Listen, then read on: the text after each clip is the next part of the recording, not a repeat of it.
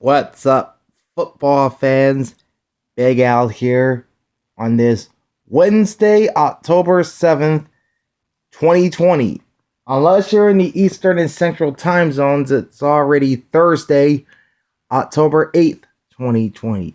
But either way, welcome into the week that was as we'll take a look at the week in the National Football League. That's week number 4. We'll run down every game on the schedule, and there were some changes to the schedule, including one game that has been postponed to later this season. I'll tell you all about that. Also tell you how I did with my picks straight up and against the spread.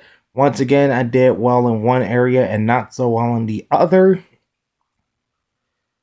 Plus, the week 5 power rankings coming up as well.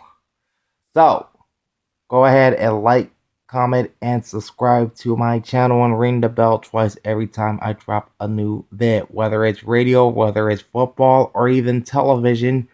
I'll get around the television at some point. But we're talking football tonight, and we're going into the week that was in the National Football League. That's week number 4 of 2020. And again, apologies for getting this video in so late. I had to fight to get into my Sports Alerts app, and I didn't get in there until yesterday. And I was finally able to take down all this information from this past week. Alright, so enough of that. Let's get into the week that was in the NFL. Week number 4 of 2020. Starting off with Thursday Night Football. The Denver Broncos at the New York Jets. The Broncos won this one 37-28. Denver was number 27 in my week 4 power rankings. The Jets, of course, 32nd. So the Broncos dropped the 0 from their win column and moved their record to 1-3. This coming Sunday, they will face the Patriots in Foxborough. But right now, that's kind of up in the air because a couple Patriots players, including one well-known Patriot, tested positive for COVID-19. And then the New York Jets fall to 0-4. They will host the Arizona Cardinals at the Meadowlands on Sunday. So starting off with the Denver Broncos. Brett Rypien was 19-31, completing 61.3% of his passes for 242 yards with 2 touchdowns and 3 interceptions. Finished with a 67.6 quarterback rating. Melvin Gordon III, 23 carries, 107 yards, 2 rushing touchdowns, 2 receptions for 11. Tim Patrick, 6 receptions, 113 and a touchdown on 7 targets. The rookie wide receiver Jerry Jeudy had 2 catches, 61 yards and a TD. Noah Fant had 5 receptions for 35 yards before leaving the game with a ankle injury, and he will not play against the Patriots on Sunday. Defensively, Josie Jewell led the defense with 8 tackles, 6 solo, 2 sacks, 1 pass defense. Bradley Chubb, he had a heck of a day, 3 tackles, 1 solo, and 2.5 sacks. And Bryce Callahan had 6 tackles, 5 solo. For the New York Jets, Sam Darnold, from what I understand, has a shoulder injury and is listed as week to week. He did start on Thursday night against the Broncos. He was 23 of 42, completing 54.8% of his passes for 230 yards, with no touchdowns and no interceptions, and a 70.5 passer rating. Also added 84 yards on 6 rushes and a rushing touchdown. Joe Flacco came in to spell Darnold after he injured his shoulder. Again, Darnold's listed as week to week, and it's a possibility he may not play Sunday against Arizona. In fact, he won't play Sunday against Arizona. So Joe Flacco will be the starter. Anyway, Flacco was 2 for 2, completing 100% of his passes for just 16 yards with no touchdowns and no interceptions, and a 100 QB rating. Frank Gore, 13 carries, 30 yards, 1 reception for 6. Jamison Crowder, 7 receptions on 10 targets for 104 yards. Jeff Smith, 7 receptions, 81 yards. Pierre Desir led the New York defense with 7 tackles, 6 solo, plus 2 passes defense, and 2 interceptions. One of those returned for a 35-yard touchdown.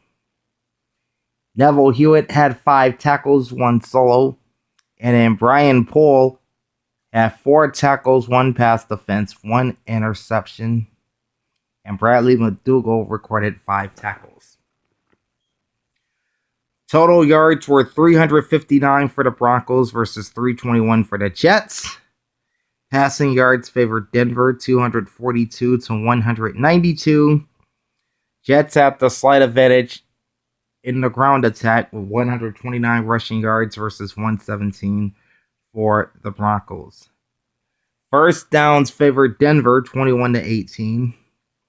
Third down conversions were 6 for 12 for Denver at 50%, 8 for 19 for the Jets at 42.1%. New York was 0 for 2 on 4th down attempts. The Broncos did not attempt a 4th down play.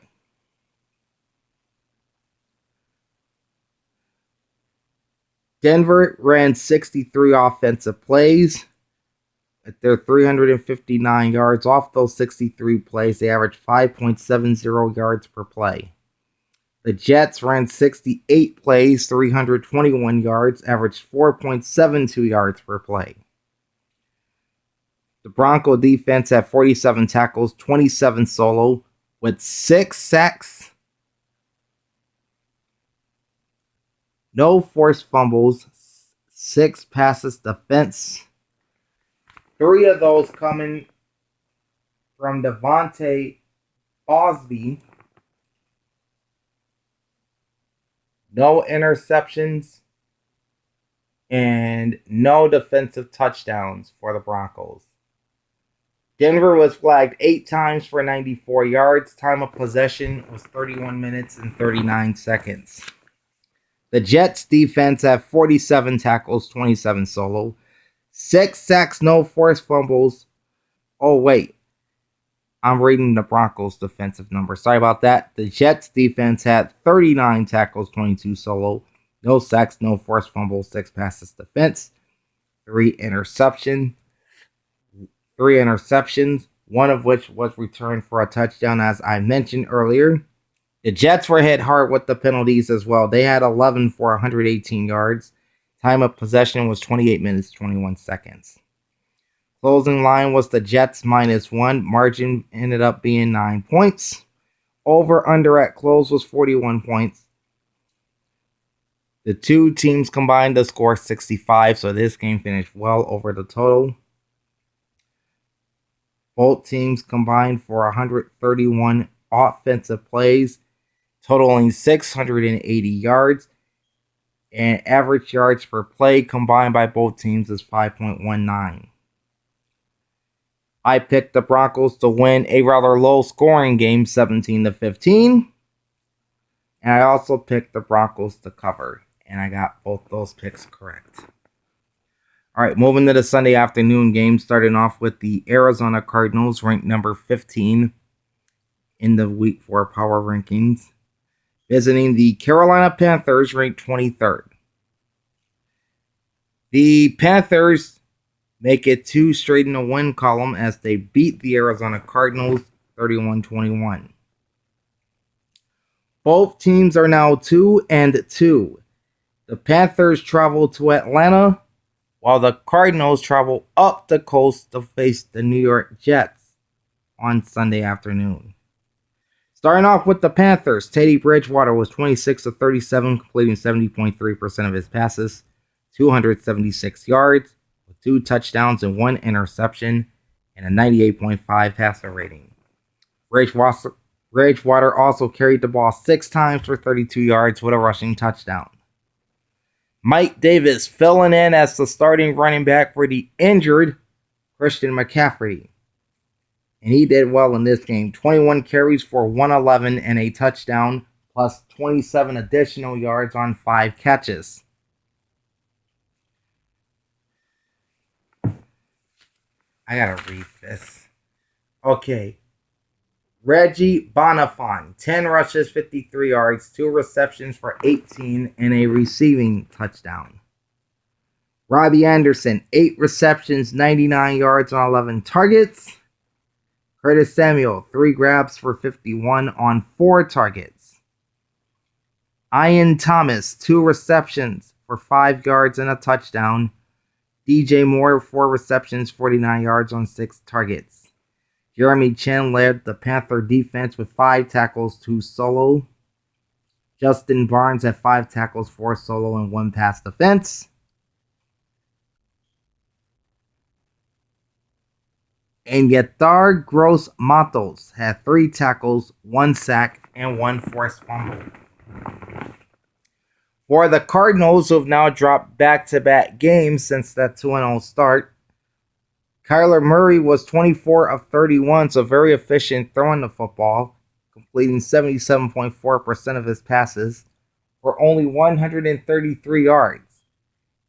He had 3 touchdown passes to no interceptions, which equals to a 116.7 quarterback rating. And he ran the ball effectively, as he always does. 6 rushes for 78 yards. Kenyon Drake was held to 35 rushing yards on 13 attempts. Chase Edmonds held to 16 yards rushing on 4 attempts. But he had 5 catches for 24 and a receiving touchdown. DeAndre Hopkins, 7 catches, 41 yards, so he was pretty much held in check as well. Dan Arnold, 4 catches, 39 yards. Larry Fitzgerald, 2 catches for 4 yards, so his streak of consecutive games with at least 1 catch continues. And then Christian Kirk and Jordan Thomas each had a touchdown reception in this game. Jordan Hicks paced Arizona's defense with 8 tackles, 4 solo. Curtis Riley, 5 tackles, 4 solo. And then P Square, Patrick Peterson had 5 tackles, 1 pass defense, then 1 interception. Carolina Panthers offense racked 444 total yards, 276 passing, and 168 rushing, with 30 first downs recorded. Cardinals held to 262 yards, 133 passing, and 129 rushing, and 21 first downs. Panthers were hitting their third downs. They were 7 for 11 for 63.6%. The Cardinals were 3 for 9 at 33.3%. Fourth down conversions, 1 for 1 for Carolina. No fourth downs for the Cardinals. The Panthers ran 72 total plays and averaged 6.17 yards per play, which equals out to their 444 yards. The Cardinals ran 54 plays on offense, averaged just 4.85 yards per play from their 262 yards. Carolina's defense had 37 tackles, 21 solo, with 1 sack, 1 forced fumble, 2 passes defensed, no interceptions, and no touchdowns. They were flagged 10 times for 72 yards, and time of possession was 37 minutes and 8 seconds. That makes them ball hawks. And if you're new to my channel and don't understand what a ball hawk is where a team has possession of the football for at least 35 minutes in the game. As the Carolina Panthers had a time of possession of 37:08, that makes them ball hawks. The Cardinals defense had 44 tackles, 14 solo, with no sacks, no forced fumbles, 4 passes defense, 1 interception, and no touchdowns. They were penalized 5 times for 29 yards, and their time of possession was only 22 minutes and 52 seconds. Closing line was the Cardinals -3. Margin was 10 points. Over-under at close was 52 points. And both teams combined to score 52, so that hit the bullseye as far as the over-under. Both teams combined for 126 offensive plays, totaling 706 yards, averaging 5.60 yards per play. I picked the Cardinals to win this game 28-20, so that's my first loss straight up and against the spread this week, as I also had Arizona covering the 3 points. Moving on to the Battle of the Beltway, if you can call it that. The Baltimore Ravens, ranked number 6 in my Week 4 power rankings, took the trip down 95 to the nation's capital to face the Washington No-Names, ranked number 30. And it's the boys from Baltimore who got the win here, 31-17. Baltimore improves their record to 3-1, and they will host the AFC North rivals Cincinnati Bengals and number 1 overall draft pick Joe Burrow on Sunday. While the Washington football team, aka the No-Names, fall to 1-3, and they got a tough test coming up on Sunday afternoon as they welcome Jared Goff and the Los Angeles Rams to DC. Starting off with the Ravens, Lamar Jackson, 14-21, completing 66.7% of his passes, 193 yards, 2 touchdowns, 1 interception, and a 107.8 quarterback rating. Jackson ran the ball for 13 yards on 7 rushes and a rushing touchdown. Gus Edwards, 9 rushes, 38 yards. Mark Ingram was held to 34 yards on 8 carries, but he did score a touchdown. He also added a 3-yard reception in this game. Marquise Hollywood Brown, 4 receptions, 86 yards on 7 targets. Mark Andrews, 2 catches, 57 yards on 3 targets, and both catches went for scores. Miles Boykin, 2 receptions, 28 yards. Rookie Patrick Queen led the Raven defense with 9 tackles and 6 solo tackles. Marlon Humphrey, 8 tackles, 7 solo, 1 forced fumble, and 1 pass defense. And LJ Fort had 5 tackles, 4 solo. For the Washington No-Names,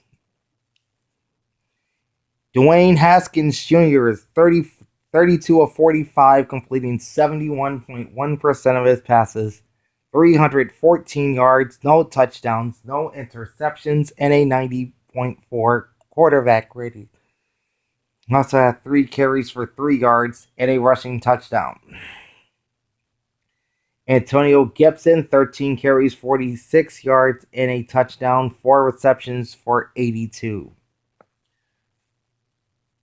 Scary Terry McLaurin, once again living up to the name, 10 catches, 118 on 14 targets rather. 10 catches, 118 on 14 targets, no touchdowns though for Scary Terry. J.D. McKissick, 2 rushes, 6 yards, 7 receptions for 40. Dontrell Inman, 4 catches, 29 yards on 5 targets. John Bostic led Washington's defense with 6 tackles. Landon Collins, 4 tackles. Kendall Fuller, 2 passes defense and an interception. All right. Total yards, a slight advantage to the Baltimore Ravens. They had 350 yards versus Washington's 343. Passing yards favored Washington 274-206. Rushing yards more than a 2-1 edge to the Ravens. 144 rush yards for Baltimore to just 69 for Washington. First downs, however, did favor the No-Names, 24-18. Third down conversions were kind of a struggle for both teams. Baltimore finished 5 of 11 for 45.5%. Washington was 4 for 13 for 30.8%. Fourth down conversions, Baltimore was a perfect 2 for 2, while Washington went 2 for 3 for 66.7%. The Ravens had 350 total yards of offense, as I said, but they ran 55 offensive plays. They averaged 6.36 yards per play. Washington ran 67 yards, or ran 67 plays, averaged 5.12 yards per play, equaling their 343.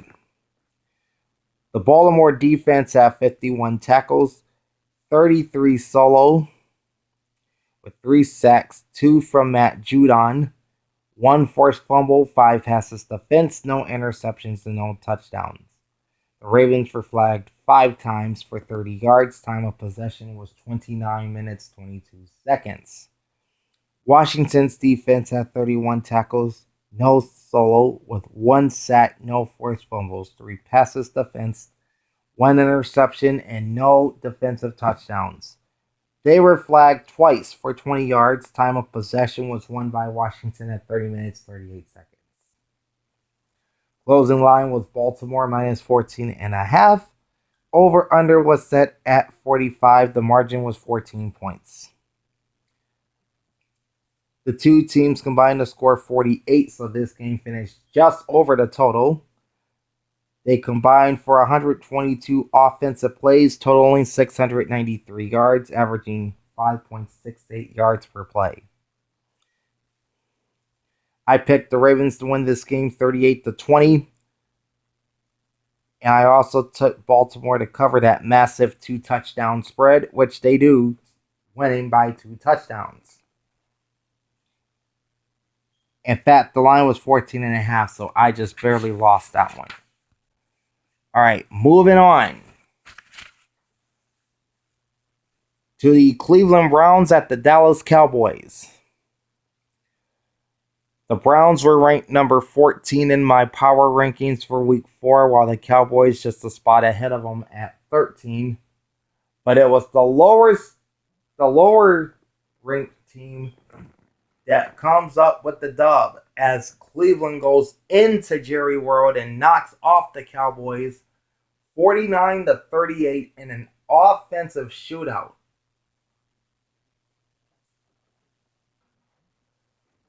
This game, I think, at one time was tied at 14. And then the Browns all of a sudden scored 28 unanswered points, put this game on ice. Anyway, the Browns are off to a 3-1 start. It's the first time we said that since 2001. Next up, the Browns will host the Indianapolis Colts. So they're about to get a stirring test from one of the league's stingiest defenses coming up when the Colts visit Cleveland. Meanwhile, the Dallas Cowboys dropped to 1-3 thanks in part to their terrible defense. They will play host to the New York Giants on Sunday, and it's a return game for New York Giants defensive coordinator and former Cowboys head coach Jason Garrett,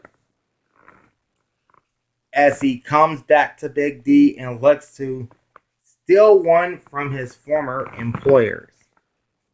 All right, back to reality though. The Cleveland Browns, led by Baker Mayfield, hit 19 of 30 with 63.3% of his passes, 165 yards, 2 touchdowns, no picks in a 100 quarterback rating, held to just 6 rushing yards on 3 attempts.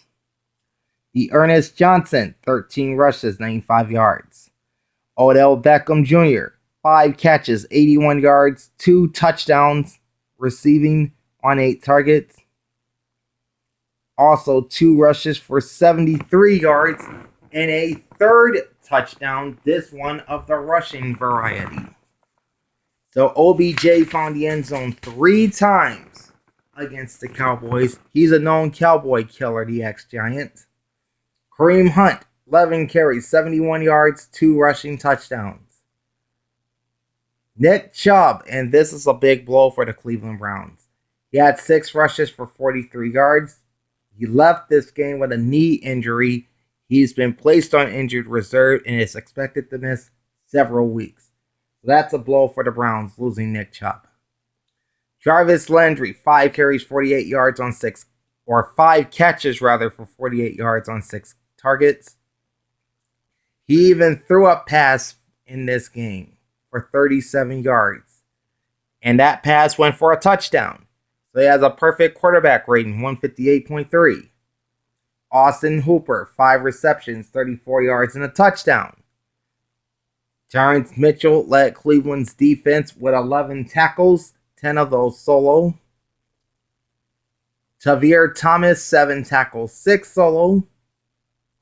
Denzel Ward, who came into this game with a groin injury, played through the pain with 4 tackles, 2 passes defense, and 1 interception. And then Myles Garrett, 2 tackles, 1 solo, with a couple of sacks and 1 forced fumble. Dak Prescott, the leading passer for the Dallas Cowboys, the leading passer in the NFL, once again led up the air for the Dallas Cowboys, going 41 of 58, completing 70.7% of his passes for 502 yards, with 4 touchdowns and 1 interception, finishing with a 112.9 quarterback rating. Dak Prescott, I think I've read he has about 1,600 pass yards in 4 games. And he's on pace for something like 6,600 yards. That's crazy. He also had 2 carries for 12 yards. In fact, the Dallas ground attack was shut down by the Browns. Ezekiel Elliott was held to just 54 rushing yards on 12 attempts, but he did catch 8 passes for 71. Tony Pollard, 3 rushes, 16 yards, and a touchdown. He added another 16 yards on his 1 catch. Amari Cooper went off. He had 12 catches on 16 targets for 134 and a touchdown. Rookie wideout CeeDee Lamb had 5 catches, 79 yards, and he scored his first 2 NFL touchdowns. So congratulations to CeeDee Lamb. Dalton Schultz, 4 catches, 72 yards, and a touchdown on 8 targets. Donovan Wilson led the Cowboy defense with 6 tackles, 2 solo, 1 sack. John Thomas, 6 tackles, 1 pass defense. And Tyron Davis had 4 tackles and 1 sack. The offense was flowing from both teams in this game. Cleveland Browns had 508 yards of total offense, 201 passing, and a mind-boggling 307 rushing. So yeah, they ran all over that defensive front of the Cowboys. Dallas had 566 yards of offense, 481 passing, but the ground game was limited to 85 yards. First downs favored Dallas 35-33. Third downs just about even. The Cowboys were 6 for 11 for 54.5%. 1 for 2 on 4th down, 50%. Cleveland, 5 of 11 on 3rd down, 45.5%. No 4th down attempts. So the Browns got their 508 yards on 71 offensive plays. They averaged 7.15 yards per play. The Cowboys got their 566 on 76 offensive plays, averaging 7.45 yards per play. The Browns defense had 54 tackles, 36 solo, 3 sacks. We told you about the 2 from Myles Garrett. They also had 2 forced fumbles, 4 passes defense, 1 interception, and no touchdowns on the defensive side. Cleveland was penalized 5 times for 40 yards. Time of possession was 33 minutes and 27 seconds. The Cowboy defense had 47 tackles, 20 solo, with 2 sacks, no forced fumbles, 1 pass defense, no interceptions, and no defensive touchdowns. Dallas was flagged 6 times for 65. Time of possession 26 minutes 33 seconds. Closing line was Dallas minus 3.5. Margin was 11 points. Over under at close was 56.5. Total points 87. So they shot past that total. This was the highest scoring game in week 5, and it was also the highest offensive output in terms of yardage by both teams at 1,074. This game featured 147 offensive plays, and the two teams combined to average 7.31 yards per play. Very impressive. I did pick the Cowboys, however, to win this game 34-24, so that's going to be another loss straight up. And I picked them to cover the 3.5 points, but since Cleveland won outright, that went down the toilet. So I'll lose another pick against the spread. All right. Meanwhile, the other team from the Buckeye State, that would be the Cincinnati Bengals. Ranked number 26 in my Week 4 power rankings. They welcomed in Gardner Minshew and the Jacksonville Jaguars, ranked at number 29. And it is the hometown Bengals who get the win here, 33-25. Cincinnati gets their first win of the season. 1-2-1 is their record. And now they get to go to Baltimore to play Lamar Jackson and the Ravens. Good luck, Joe Burrow. You'll need it. The Jaguars, meanwhile, fall to 1-3. They will host the Houston Texans. More on their game against the Vikings coming up here in just a little bit. Alright, so let's start off with the Cincinnati Bengals and the number 1 draft pick in 2020, which would be LSU's Joe Burrow. 25 of 36, completing 69.4% of his passes for an even 300 yards with 1 touchdown and 1 interception and a 92.4 quarterback rating. He also had 4 carries for 11 yards. Joe Mixon, workhorse numbers for the Bengals running back. 25 carries for 151 and 2 rushing touchdowns. He also added 6 catches for 30 yards and a touchdown reception, and he caught all 6 of his targets. Tyler Boyd, 7 catches for 90 yards on 8 targets, 1 rush for 4. T. Higgins, 4 catches, 77 yards, 1 rush for 13. And then Drew Smith had 3 catches for 47 yards on 5 targets. Jesse Bates III, 6 tackles, 2 solo, 2 passes defense. LaShawn Sims, 6 tackles, 4 solo, 1 pass defense. And then William Jackson III had 4 tackles, 3 solo. For Jacksonville, Gardner Minshew II, 27 of 40, completing 67.5% of his passes for 351 yards with 2 touchdowns and 1 interception and a 101.1 quarterback rating, plus 2 rushes for 9 yards. James Robinson, 17 rushes, 75 yards, 4 receptions for 32, so he finishes the day with 107 yards on 21 touches. DJ Chark Jr., 8 catches, 95 yards, 2 touchdowns on 9 targets. Laviska Shenault Jr., 5 receptions, 86 yards on 6 targets, 1 rush for 5. Keelan Cole had 4 catches for 46 yards on 5 targets. Chris Conley, 3 receptions, 44 yards. Josh Jones led Jacksonville's defense with 7 tackles, 3 solo. Chris Claybrooks, 6 tackles, 4 solo, 1 pass defense. And then Miles Jack, the unquestioned leader of this Jaguar defense, 6 tackles, 4 solo, 1 pass defense. Or no, those were Chris Claybrooks' numbers. Miles Jack had 3 tackles, 2 solo, 1 pass defense, and 1 interception. Alright.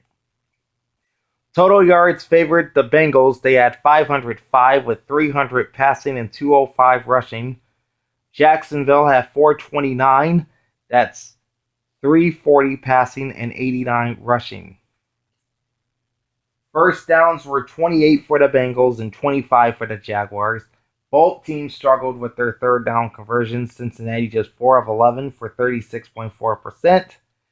Jacksonville only 2 of 10 for 20%. Both teams 1 for 1 on fourth down. All right, Cincinnati 70 offensive plays on 505 yards. That's an average of 7.21 yards per play. Jacksonville ran 60 offensive plays for 429, averaging 7.15 yards per play. All right. Defense for the Bengals, 35 tackles, 7 solo with 3 sacks, no forced fumbles, 5 passes defense, 1 interception, and no touchdowns. They were penalized 7 times for 73 yards.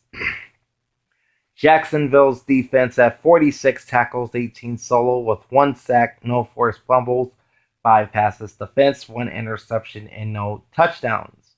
They were penalized 6 times for 49 yards. Time of possession was won by Cincinnati. They held the ball for 33 minutes and 11 seconds versus 26-49 for the Jaguars. Closing line was Cincinnati -1. Margin was 8 points. Over-under was set at 49.5. The two teams scored 58 points, so another game finishing over the total. The two teams combined for 130 offensive plays and 934 yards. They combined to average 7.18 yards per play. I picked Cincinnati to win this game 24-21, and I also picked them to cover the 1 point. Pretty easily, they do, winning by 8. So I win both those picks. All right, off to Tampa we go, as the 10th ranked Tampa Bay Buccaneers hosted the Los Angeles Chargers, who came in number 19 in my Week 4 rankings. And Tampa fell behind big. I think they fell behind like 24-0. Then all of a sudden Tom Brady got hot, and the Bucs ended up winning 38-31.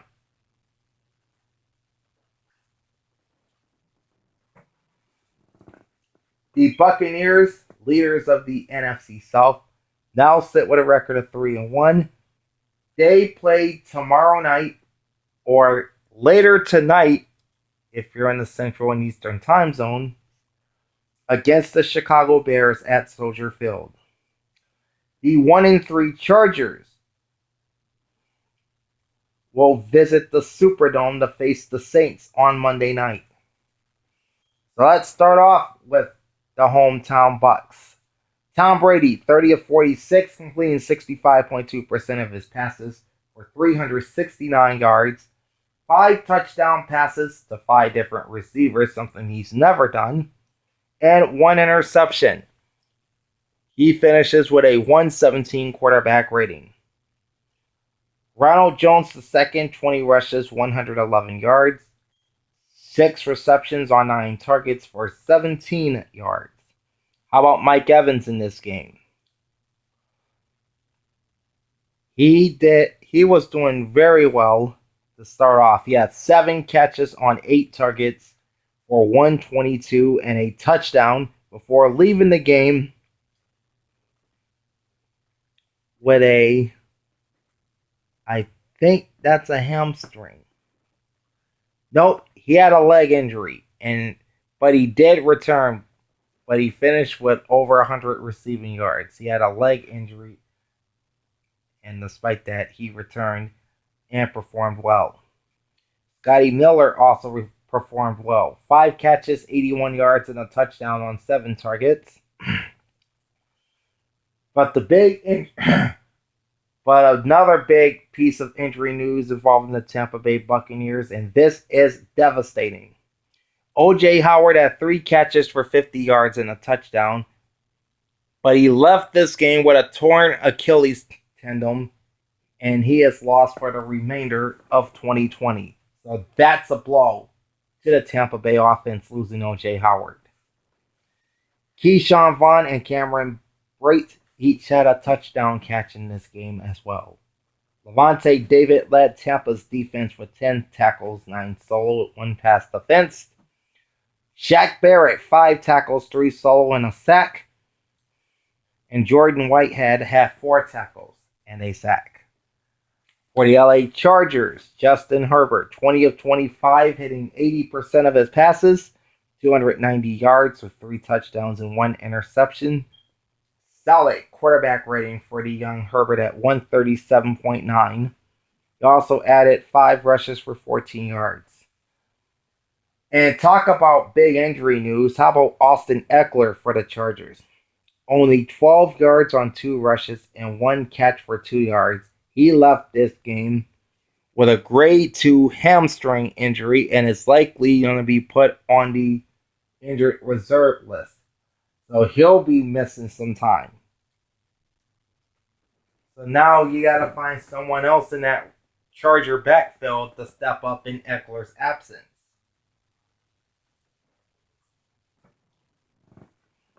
All right. Jalen Guyton had 1 catch for 72 yards, and that went for a touchdown. Keenan Allen, 8 catches on 11 targets for 62. Hunter Henry, 2 catches on 3 targets for 39. Tyron Johnson had a 53-yard touchdown reception, his only catch of the ball game. And Donald Pasham Jr. had a 19-yard touchdown reception for his only catch of the night. Kazir White led LA's defense with 8 tackles, 6 solo with 1 pass defense. Kenneth Murray, 6 tackles, 2 solo. And then Michael Davis had 4 tackles, 2 solo, 1 pass defense, and he had a 78-yard interception return for a touchdown, aka the pick 6, in the first quarter. All right. Total yards favored the Tampa Bay Buccaneers. They had 484 with 369 passing and 115 rushing. The Chargers had 324. That's 278 passing and 46 rushing. First downs, nearly a 2-1 advantage to Tampa, 28-15. Third down conversions, a little bit of a struggle for both teams. 5 of 11 for the Bucs at 45.5%, and 4 for 10 for the Chargers at 40%. No 4th down attempts for the Bucs. The Chargers did have 1 4th down conversion, or 1 4th down attempt, which they converted. I'll get my words right eventually. All right, so the Bucs had 484 yards on 73 offensive plays. They averaged 6.63 yards per play. The Chargers had 324 on just 48 offensive plays, but they averaged 6.75 yards per play. Tampa's defense had 36 tackles, 23 solo, with 2 sacks, 1 forced fumble, 3 passes defense, 1 interception, and no touchdowns.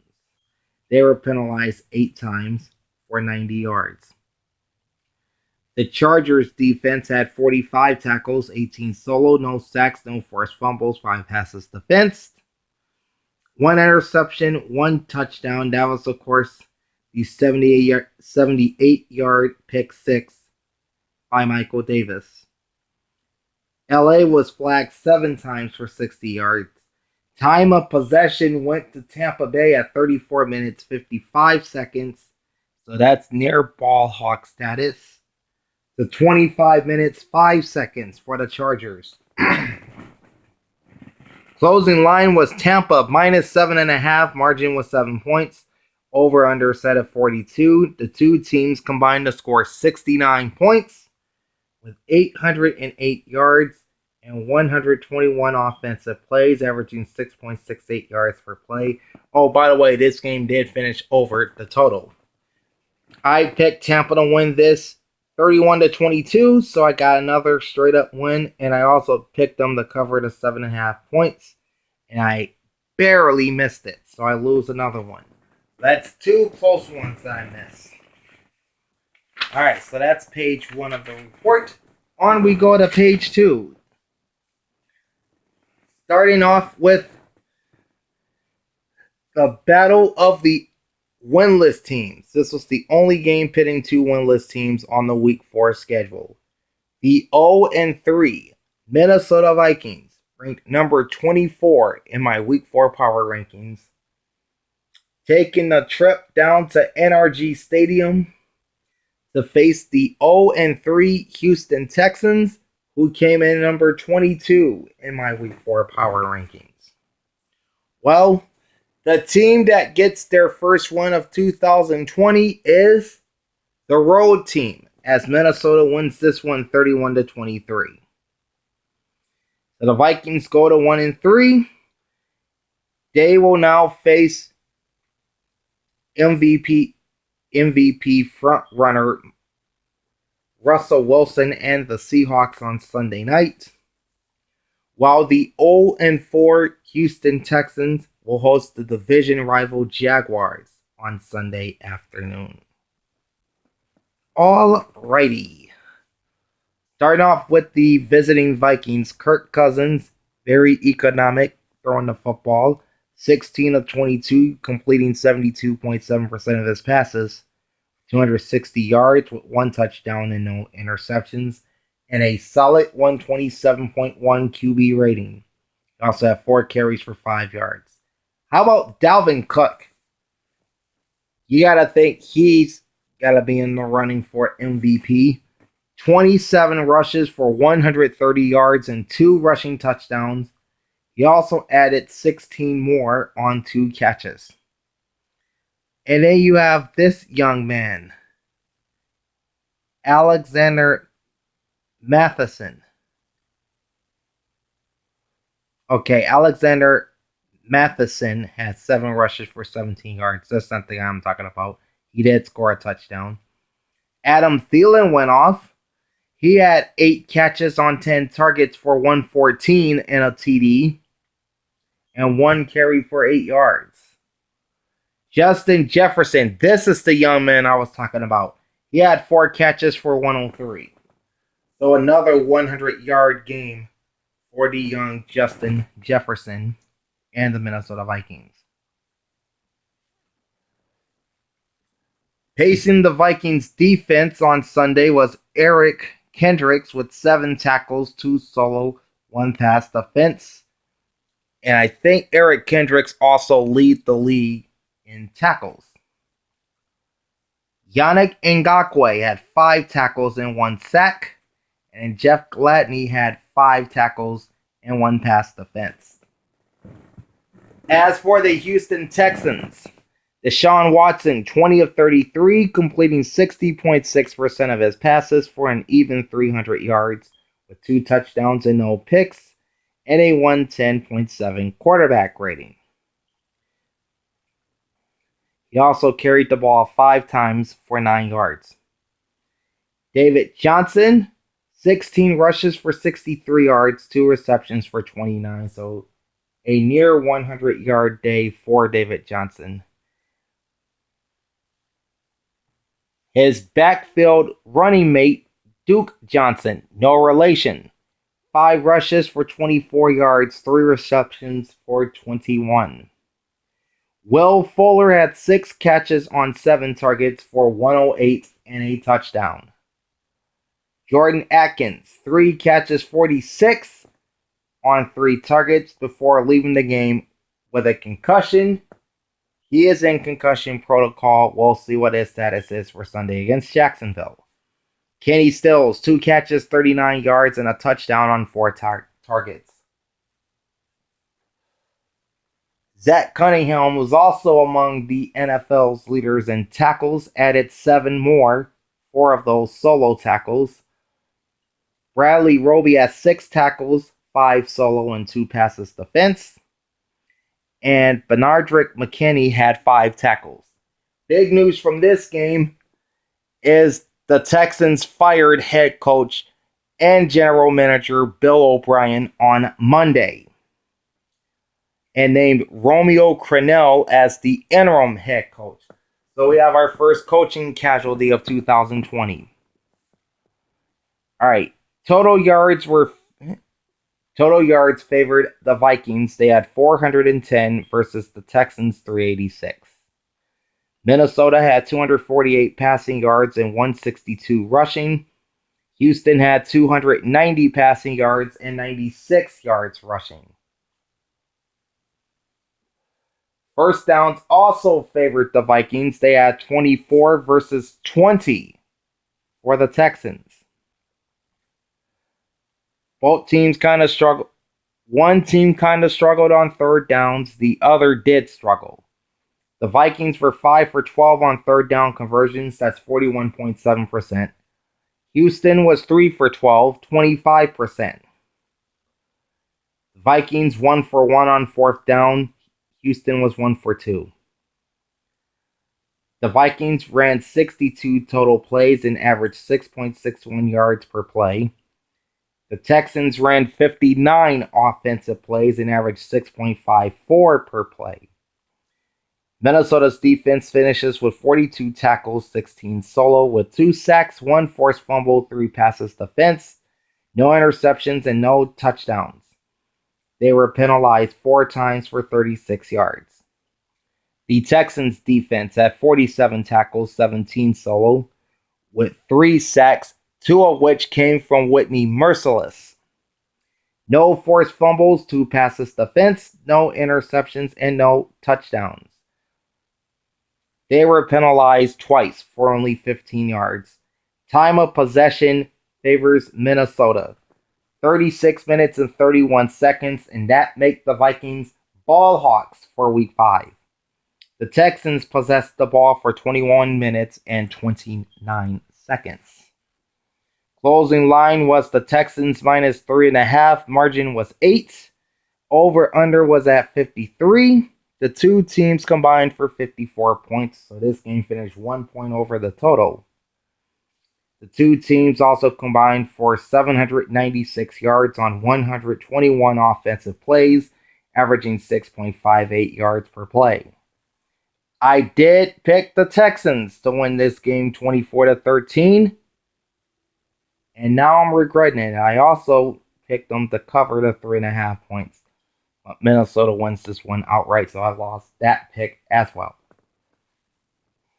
All right. To the great state of Michigan, where the New Orleans Saints, ranked number 11 in my Week 4 power rankings, visited Ford Field to face the Detroit Lions, ranked number 20. And just as the Bucs were down big early against the Chargers, the Saints found themselves in an early hole against the Lions, falling behind 14-0, but ultimately rallying and winning this game 35-29. The Saints are back at 500 with a 2-2 record. They will host the Chargers on Monday Night Football down in the Superdome. The Lions are 1-3 going into their bye week. We'll see them again on October 18th when they make the trek down to Duval County to face the Jacksonville Jaguars. All right, starting off with the Saints. Drew Brees, 19 of 25, completing 76% of his passes for 246 yards with 2 touchdowns, 1 interception. He closes the game with a 116.4 QB rating. Alvin Kamara, 19 rushes, 85 yards. No, that's 83. 19 rushes for 83 yards and a touchdown. Added 16 more yards on 3 catches. So that's a 105-yard game for the Saints running back, Alvin Kamara. Latavius Murray, 14 carries, 64 yards, and 2 touchdowns. 1 reception for 19. Emmanuel Sanders, 6 catches, 93 yards on 9 targets. Traquan Smith, 4 receptions, 54 yards, 2 touchdowns on 4 targets. Chauncey Gardner-Johnson led the New Orleans defense with 5 tackles, 4 solo. Malcolm Jenkins, 5 tackles, 1 pass defense. And Patrick Robinson had 4 tackles, 2 passes defense, and 1 interception. For the hometown Lions, Matthew Stafford was 17 of 31, completing just 54.8% of his passes for 206 yards, 3 touchdowns, 1 interception. He had a 94.3 quarterback rating. Also carried the ball 3 times for 21. Adrian Peterson, 11 rushes, 36 yards, and he found the end zone. DeAndre Swift, 4 rushes, 22 yards, 4 catches, 30 yards, and he too found the end zone with a receiving touchdown, and he caught all 4 of his targets. Kenny Golladay, 4 catches, 62 yards, and a touchdown on 8 targets. Danny Amendola had 2 grabs for 57 on 3 targets. TJ Hawkinson, 2 receptions, 9 yards, and a touchdown on 4 targets. Jamie Collins Sr. led Detroit's defense with 7 tackles, 5 solo. Christian Jones, 6 tackles, 5 solo. Deron Harmon, 5 tackles, 4 solo. Meanwhile, both Reggie Ragland and Ramlo Aguara each recorded a sack for the Lions defense. Alright, total yards favored the Saints in this one, 392 versus 281 for the Lions. The Saints had 228 passing yards and 164 rushing with 29 first downs. The Lions had 191 passing yards and only 90 yards rushing and 18 first downs. Third down conversions, nearly flawless for the New Orleans Saints. They were 10 for 14, hitting 71.4%. The Lions not too shabby themselves. They were 7 for 14, hitting 50%. Both teams were perfect on 4th down. New Orleans was 1 for 1. Detroit 3 for 3. The Saints ran 67 offensive plays and averaged 5.85 yards per play, equaling 392 yards. The Lions ran only 53 offensive plays and averaged 5.3 yards per play, equaling 281.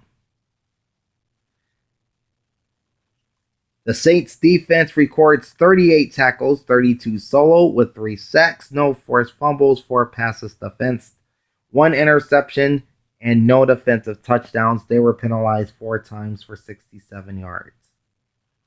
The Lions defense had 52 tackles, 30 solo, with 2 sacks, 1 forced fumble, 3 passes defensed, 1 interception, and no touchdowns.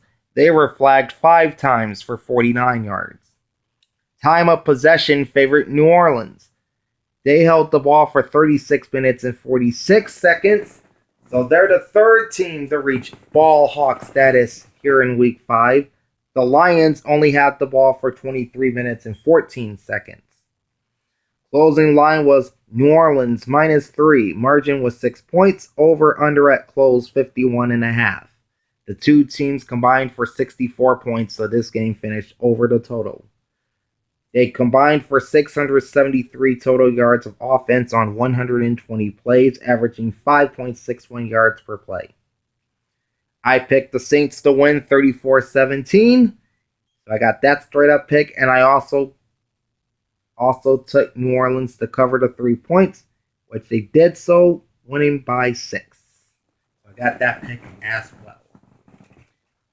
All right, off we go from the Motor City to South Beach, as Russell Wilson and the Seattle Seahawks, 3-0 and number 2 in my power rankings going into Week 4, traveled east to face the 1-2 Miami Dolphins, ranked number 21 in my power rankings, coming off their Week 3 Thursday night win in Jacksonville. And the Dolphins avert back to their losing ways as Seattle takes this one 31-23. Seahawks remain perfect at 4-0. It's their first 4-0 start since 2015. Of course, it's their first 4-0 start since 2015, and they will host the Minnesota Vikings on Sunday Night Football. The Miami Dolphins fall to 1-3. They are off to the Bay to face the San Francisco 49ers. And it will be a homecoming for former 49er and current Dolphins running back Matt Breida. So there's a storyline to watch. All right, let's start off with the Seahawks. Russell Wilson, hashtag let Russ cook.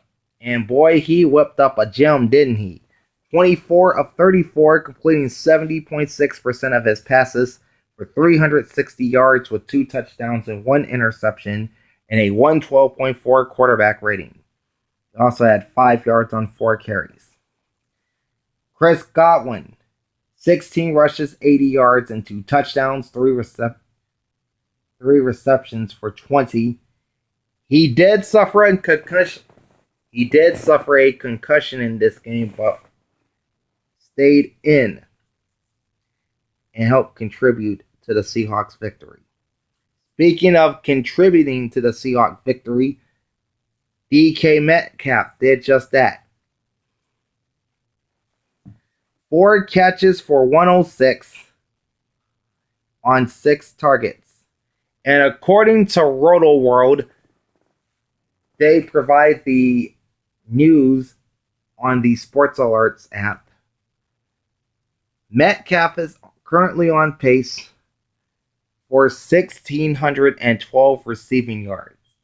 He's currently averaging just under 101 yards per game. If he keeps this up over the last 12 games, he'll have over 1,600.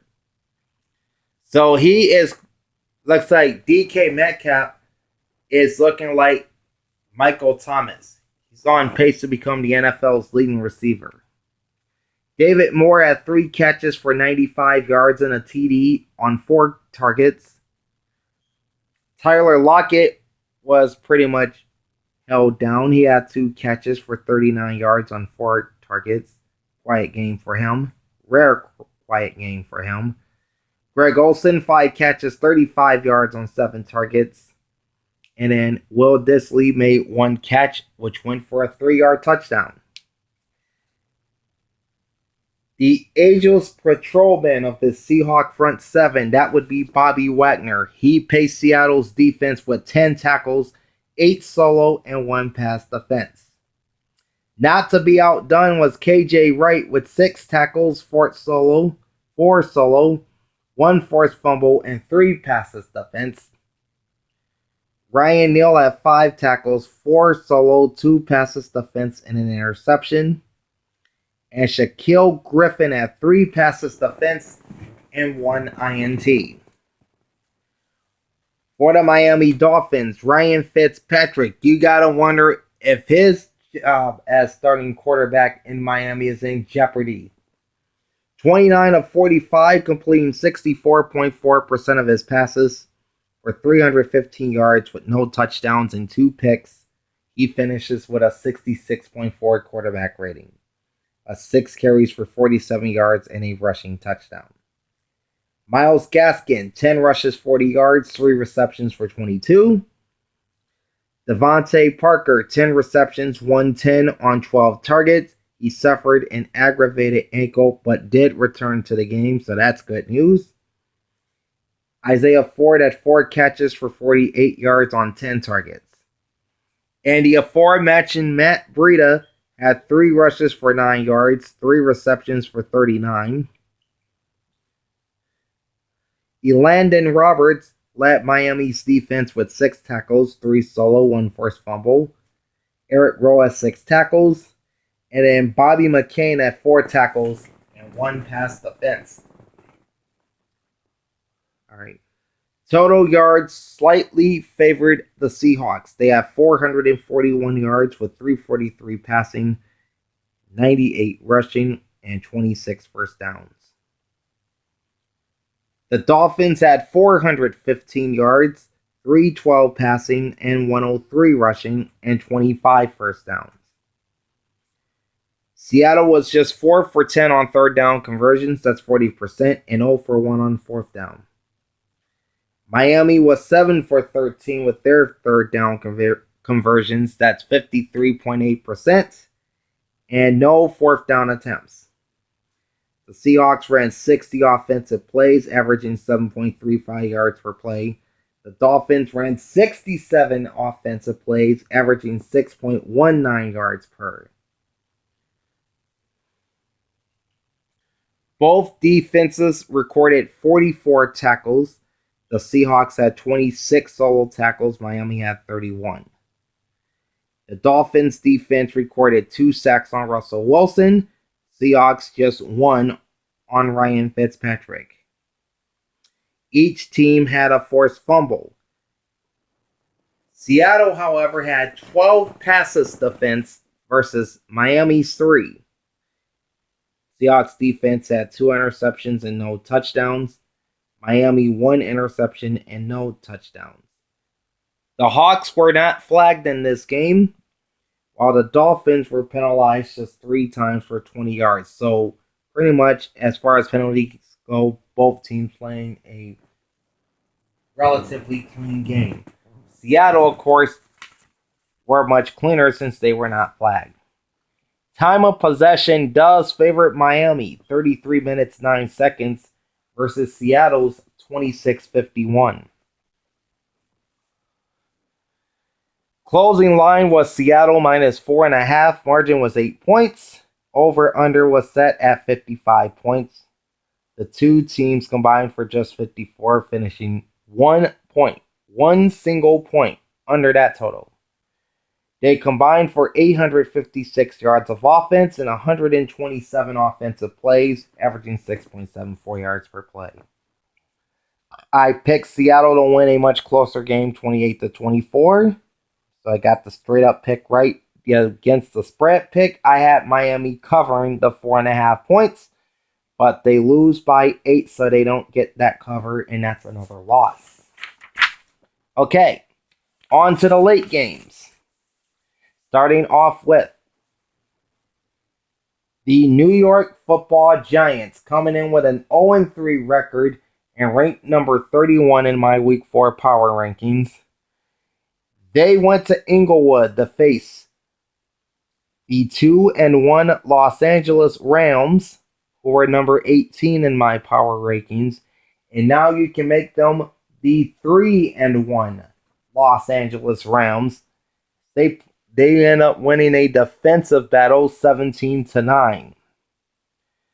So the aforementioned Rams, as I said, are 3-1. They are off to DC to face the Washington Football Team, aka the No Names. The Giants' road trip continues as they fall to 0-4. They're off to Dallas to face the Cowboys, and who knows, they may be able to pull an upset next week because Dallas's defense is just not there right now, but we'll see.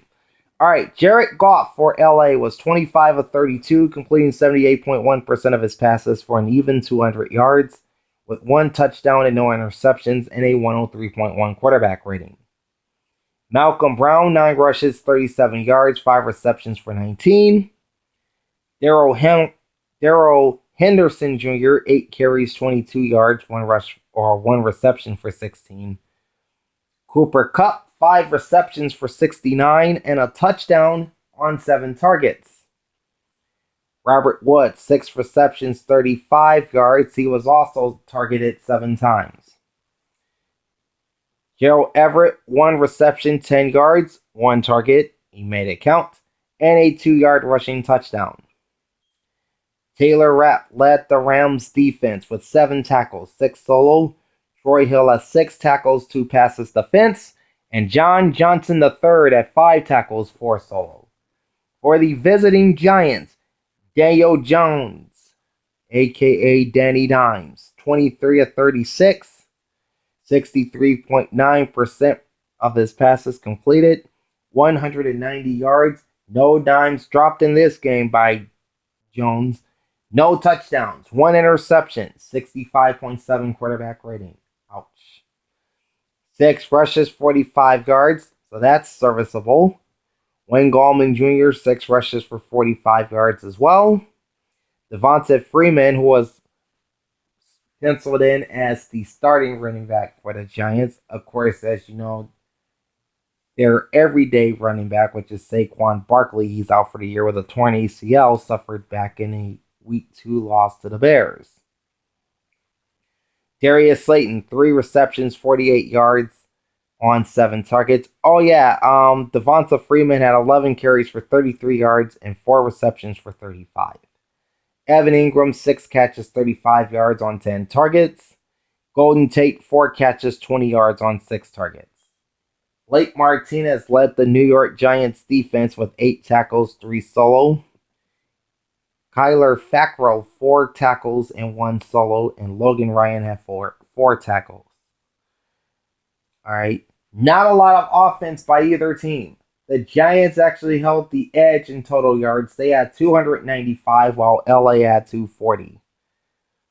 Passing yards favored the home team, 182 for the Rams and 159 for the Giants.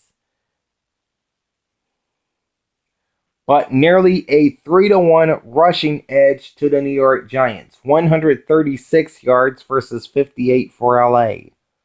New York also had the advantage in first downs. They had 19 to LA's 15. Both teams struggled on third down. LA was 5 for 13 at 38.5%. New York 4 for 13 at 30.7%. Fourth down conversions, Rams were 1 for 1. Giants 1 for 2. LA ran 55 offensive plays and averaged a meager 4.36 yards per play. That's not good. Giants not much better. They ran 61 offensive plays and only averaged 4.84 yards per play. The LA Ram defense had 56 tackles, 41 solo, with 5 sacks on Daniel Jones. 1 forced fumble, 5 passes defense, 1 interception, and no touchdowns. They were penalized once for 5 yards. Time of possession was 26 minutes, 43 seconds. So that means the Giants won the time of possession battle.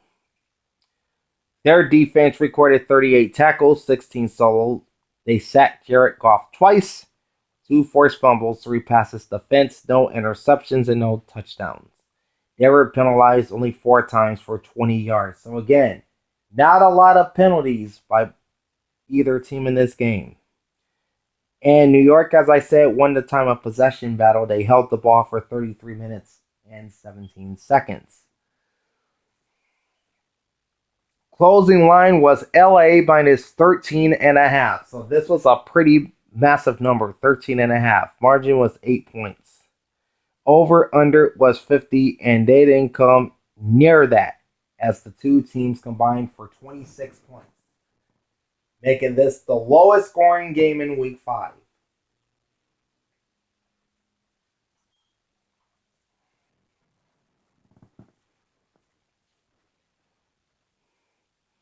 All right, the two teams ran 116 offensive plays, totaling only 535 yards. So this also makes it the lowest offensive output as far as yards go.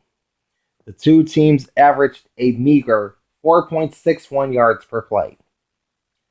I picked LA to win this game in a blowout 35-10 because the Giants have a lot of injuries and they're trash. But obviously that didn't happen, but it's a win I'll take. I did pick LA to cover the large 13.5 points. Of course, the Giants defense kept them in it, and New York winds up covering, so I take the loss there. All right. Off to Vegas, baby. The undefeated Buffalo Bills, number 7 in my Week 4 power rankings, visited Allegiant Stadium to face the 2-1 Las Vegas Raiders, ranked number 17 in my Week 4 power rankings. Buffalo wins this one going away 30-23. So the Bills remain perfect. They're 4-0. Alright, they are scheduled to play the Titans in Nashville on Sunday, but we do not know at this point in time if this game will take place. And there's possible talks that the Titans may end up forfeiting this game to the Bills because of this ongoing COVID-19 pandemic that's hit the team in the past week. More on that in a second, though, when we talk about the Titans. All right.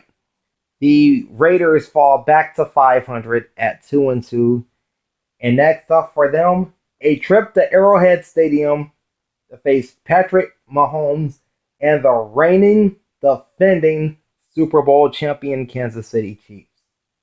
Good luck, John Gruden. All right, we'll start with the Bills and Josh Allen, dark horse candidate for MVP. 24-34, completing 70.6% of his passes, 288 yards, 2 more touchdowns, and no interceptions, and a 115.8 quarterback rating. He is playing some solid ball right now. Also, 3 carries for -1 yard. That's okay. You got a rushing touchdown out of it. Devin Singletary, 18 rushes, 55 yards, and a touchdown.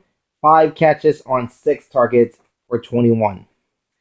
Stefon Diggs, looking like the Stefon Diggs for the Minnesota Vikings. 6 catches, 7 targets for 115 yards. John Brown, 4 catches for 42 on 5 targets. Cole Beasley, who came into the week with a foot injury. He had 3 catches, 32 yards, and a touchdown on 4 targets. Apparently, the foot problem was no problem for Cole Beasley. Gabriel Davis had a 26-yard touchdown reception, his only catch of the ballgame. Tremaine Edmonds paced Buffalo's defense with 8 tackles for a solo. Tre'Davious White, 6 tackles, 4 solo, 1 pass defense. And Jordan Poyer had 5 tackles and 1 solo. For the Raiders, Derek Carr, 32 of 44, completing 72.7% of his passes for 311 with 2 touchdowns and no interceptions and a 107.3 quarterback rating, plus 4 rushes for 20. Josh Jacobs held to 48 rushing yards on 15 attempts, 3 catches for 25 yards on 4 targets. Darren Waller nearly in the triple digits in receiving yards. He finishes with 9 catches for 88 yards on 12 targets. Hunter Renfrow, 5 receptions, 57. Nelson Aguilar, 4 grabs, 44 yards and a touchdown. And then the ageless Jason Witten, 2 catches, 18 yards and a touchdown. Pacing the Las Vegas defense was Eric Harris, 7 tackles, 5 solo, followed by 6 tackles and 5 solo from Corey Littleton, as well as Trayvon Mullen. All right, total yards favored the home team as Vegas at 383 yards versus Buffalo's 336. Passing and rushing also favored the Raiders, 297 to 274 passing, 86 to 62 rushing. First downs also favored the Raiders, 24 to 21. Third down conversions solid across the board for both teams. Buffalo 7 to 13, 53.8%. Vegas 8 for 14 for 57.1%. Fourth downs 1 for 1 for the Bills, 1 for 2 for the Raiders. The Bills ran 58 offensive plays, averaged 5.79 yards a play, equaling 336 yards. The Raiders ran 68 offensive plays, averaging 5.63 yards per play and 383 yards. The Buffalo defense records 51 tackles, 32 solo with 3 sacks on Derek Carr, 4 forced fumbles. Yes, you heard me, 4 forced fumbles. So they were pretty sloppy with the football, the Raiders were. 3 passes defense, no interceptions, and no touchdowns. Bills were flagged 5 times for 81 yards. The Raider defense had 40 tackles, 25 solo with 1 sack, no forced fumbles, 2 passes defense, no interceptions, and no touchdowns. They were flagged 7 times for 66 yards. Time of possession favors Las Vegas, 31 minutes, 42 seconds. Buffalo had 28 minutes and 18 seconds with the football. Closing line was Buffalo -3. Margin was 7 points. Over under at close 52.5. Total points was 53, so they just finished over by that half a point. The two teams combined to run 126 offensive plays for 719 yards. And an average of 5.71 yards per play. All right, I picked Vegas to pull an upset 28-24. Obviously, Buffalo won, so that didn't happen. So I'll take my fourth loss straight up for the week. And only my 15th of the year, if you can believe that. But I do take another loss against the spread, as I also picked Vegas to cover as the home dog. I lost that pick also. And then the final game on Sunday afternoon was the game that was rescheduled from the early window and moved to the late window after another game was moved to Monday night. And that's the Indianapolis Colts at the Chicago Bears. Indianapolis came in at number 16 in my Week 4 power rankings. Chicago was number 12. And the Rams and Giants, that was a defensive battle. So was this game, as the Colts win going away, 19-11. Indianapolis currently sitting second place in the AFC South with a 3-1 record.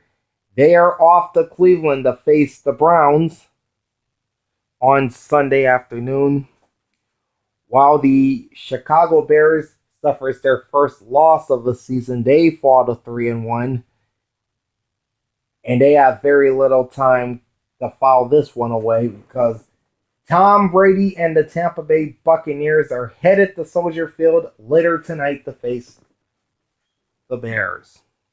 So let's start off with the visiting Colts. Phillip Rivers, 16-29, completing 55.2% of his passes for 190 yards with one touchdown and no interceptions. Closes the day with an 86.9 QB rating. Rookie running back Jonathan Taylor at 17 rushes for 68 yards, one reception for 11. Nyheim Hines, 9 rushes, 24 yards, 3 catches for 8. Jordan Wilkins, 9 rushes, 15 yards, 1 reception for 16. Zach Pascal led the Colts receivers with 3 catches for 58 yards on 8 targets.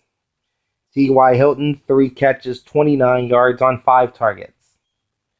Anthony Walker led the Indianapolis defense, number 1 in total yards allowed entering Week 4, with 9 tackles, 7 solo. Bobby Okereke, 6 tackles, 4 solo. And then Justin Houston recorded 3 tackles, 2 solo, and 1 sack. As for the Bears, Nick Foles, in his first full start for Chicago, 26 of 42, completed 61.9% of his passes, 249 yards, 1 touchdown, 1 interception, and a 76.4 quarterback rating. David Montgomery was held in check. I mean, both these ground games were held in check, in fact. 10 rushes for 27 yards and 3 receptions for another 30 on 6 targets. Allen Robinson II, 7 receptions, 101, and a touchdown on 10 targets. Darnell Mooney, 5 catches, 52 yards, and Jimmy Graham, 4 catches, 33 yards on 5 targets. Roquan Smith led the Bears defense with 11 tackles, 9 solo. Tayshaun Gibson Sr., 8 tackles, 7 solo, 1 pass defense. And Eddie Jackson had 4 tackles, 3 solo. Yeah, just like the New York Giants LA Rams game, not a lot of offense in this game either. Total yards favored the Colts, 289 to 269. Chicago had the advantage in passing yards. They had 241 versus 186 for the Colts. But rushing went firmly to the Indianapolis Colts, a near 4-1 edge in rushing yards to Indianapolis. They had 103, while their defense held Chicago to only 28 on the ground.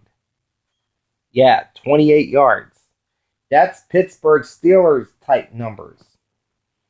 First downs also favored Indianapolis. They had 18 versus 16 for the Bears. Third down conversions, 8 of 19 for the Colts. That's 42.1%.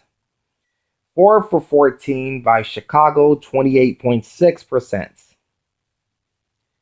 The Colts were 1 for 2 on fourth down. Chicago did not have a fourth down attempt. Indy ran 67 offensive plays, averaging just 4.31 yards per play. That's 289 yards. Chicago ran 58 plays, averaging 4.64 yards per play, equaling 269 yards. The Indianapolis defense had 43 tackles, 31 solo with 1 sack, no forced fumbles, 7 passes defense, 3 of those coming from Julian Blackmon, who also had the team's only interception. They had no defensive touchdowns and they were penalized 8 times for 76 yards. Chicago's defense had 55 tackles, 43 solo with 1 sack, no forced fumbles, 5 passes defense, no interceptions, and no touchdowns. They were also flagged 8 times, but for 103. Time of possession favors Indianapolis. 32 minutes and 28 seconds versus 27 minutes and 32 seconds for the Chicago Bears. Closing line was the Colts minus 3.5. Margin was 8 points. Over under at close was 43.5, and they came nowhere near it as the two teams scored just 30 points while amassing only 558 yards on 125 plays. That's an average of 4.46 yards per offensive play. So this average was actually lower than that of the Giants and Rams game. But physically, in terms of total yards, the Giants-Rams game had the fewest yards. This was the second fewest. I picked Indianapolis to win 24-17, so there's another straight-up win. I also had them covering the 3.5 points, so there's another rare ATS win. All right. The final page are the 3 primetime games. Starting off with Sunday Night Football, as the Philadelphia Eagles, fresh off of last week's tie at home against Cincinnati, coming in with a 0-2-1 record, and ranked number 25 in my Week 4 power rankings. They made the trek out the Levi Stadium to face the injury-riddled San Francisco 49ers, who came in with a 2-1 record and was ranked number 4 in my Week 4 power rankings. And Philadelphia goes into San Francisco and upsets the reigning NFC champions by the final of 25-20. So now the Eagles are off the snide. They get their first win of the year, go to 1-2-1, and for what it's worth, they're in first place in what is considered the worst division in football, the NFC least. All right, they are off to Pittsburgh for their Keystone State battle with the Steelers, while the 2-2 49ers will host the Miami Dolphins on Sunday afternoon. So let's start off with the Philadelphia Eagles. Carson Wentz, still one of the least accurate passers in football. 18 of 28, completing 64.3% of his passes for 193 yards with 1 touchdown and 1 interception. So now this gives him 7 interceptions this year in 4 games. He has an 81.4 quarterback rating at the end of this one. Also 7 rushes, 37 yards, and a rushing touchdown. Miles Sanders held to 46 rushing yards on 13 attempts, 2 catches for 30. Then you had Jalen Hurts. This is the rookie from Oklahoma. This is the rookie quarterback from Oklahoma who the Eagles drafted in the 2nd round. He was inserted in as a running back for a few plays and had 3 rushes for 18 yards. Travis Fulgham, 2 catches, 57 yards, and a touchdown. I think he's a rookie, but I'm not sure. Greg Ward, 4 catches, 38 yards on 7 targets. And Richard Rodgers, 3 grabs for 35 yards.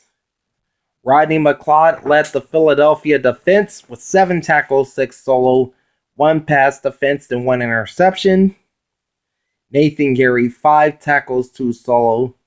And Darius Slay, the big free agent signing from the Detroit Lions, 5 tackles, 1 pass defense. So he gets on my score sheet for the first time in 2020 as an Eagle. Star of the game, I think, is Alex Singleton with 2 tackles, 1 pass defense. And the 30-yard pick 6 in the 4th quarter to slam the door and give the Eagles their first win of 2020. As for the San Francisco 49ers, Nick Mullins in for the injured Jimmy Garoppolo. 18 of 26, completing 69.2% of his passes for 200 yards on the dot with 1 touchdown, 2 interceptions, and a 72.6 quarterback rating.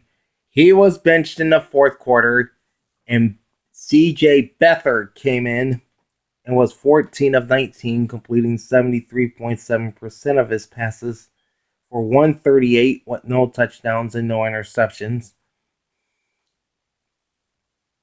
And I did not write CJ's passer rating down. I'll have to go back and look at it.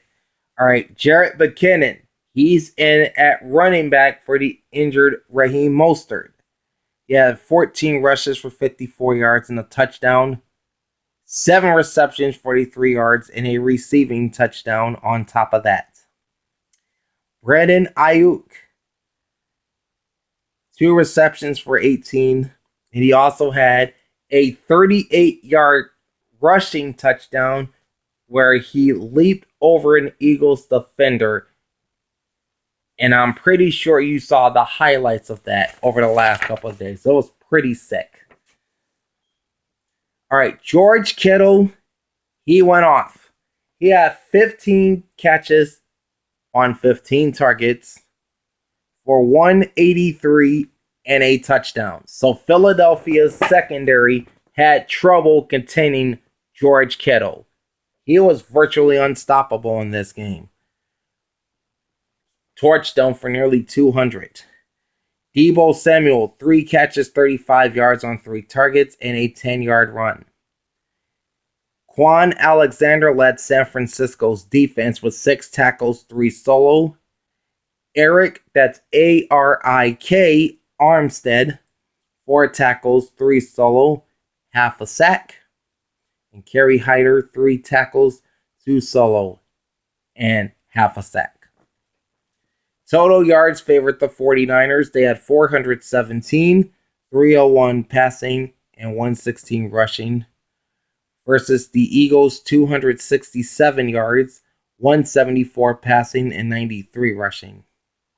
First downs also favored San Francisco, 23-18. Third down conversions, San Francisco was 5 of 11 for 45.5%. Philadelphia 4 for 13 for 30.8%. However, the Eagles were perfect on 4th down, 2 for 2. Niners 0 for 1. The 49ers ran 65 offensive plays, averaged 6.42 yards per play, equaling 417 yards. The Eagles ran 56 offensive plays, averaged a rather low 4.77 yards per game, equaling 267 yards.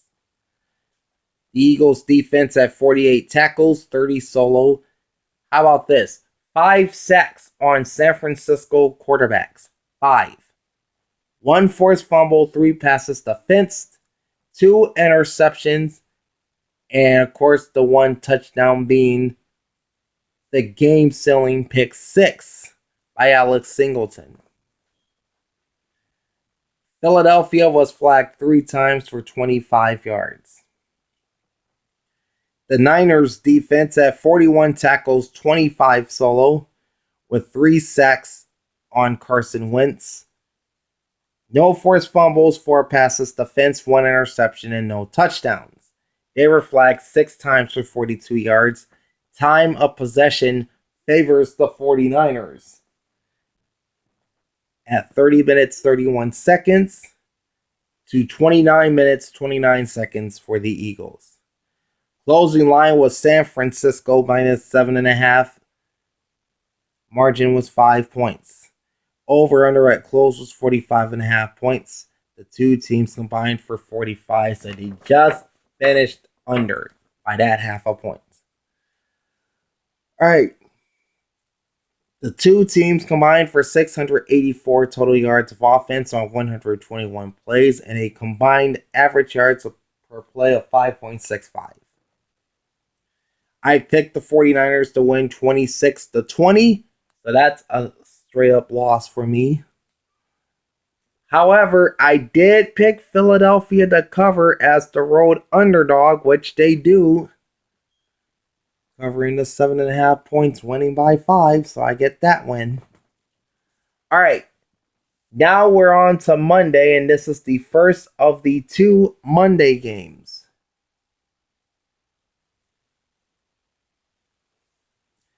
The reigning Super Bowl champion Kansas City Chiefs came in with a 3-0 record and the number 1 ranking in my Week 4 power rankings. They were at home at Arrowhead Stadium hosting the 6-time Super Bowl champion New England Patriots, who came in with a 2-1 record and the number 9 ranking in my power rankings. Alright, Kansas City wins this game going away 26-10 in a game that was rescheduled from late Sunday afternoon.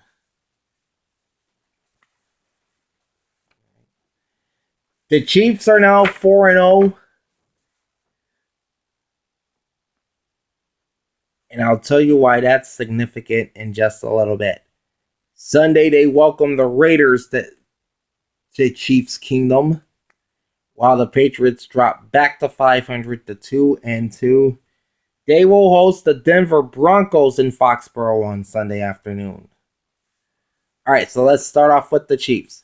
Patrick Mahomes was 19 of 29, completing 65.5% of his passes for 236 yards with 2 touchdowns and no interceptions, a 113.6 quarterback rating. He also carried the ball 8 times for 28 yards. Rookie running back Clyde Edwards-Helaire, 16 rushes, 64 yards, and 3 catches for 27, so nearly 100 yards for CEH. Tyreek Hill, 4 catches, 64 yards, and a receiving touchdown on 6 targets. Also a 6-yard rushing score. Travis Kelce, who was celebrating his 31st birthday on Monday night, caught 3 passes on 6 targets for 70 yards. Sammy Watkins, 4 catches, 43 yards on 7 targets. And then Mecole Hardman, 4 catches, 27 yards and a touchdown. 1 rush for 5 yards. Juan Thornhill led KC's defense with 6 tackles, 1 pass defense, and an interception.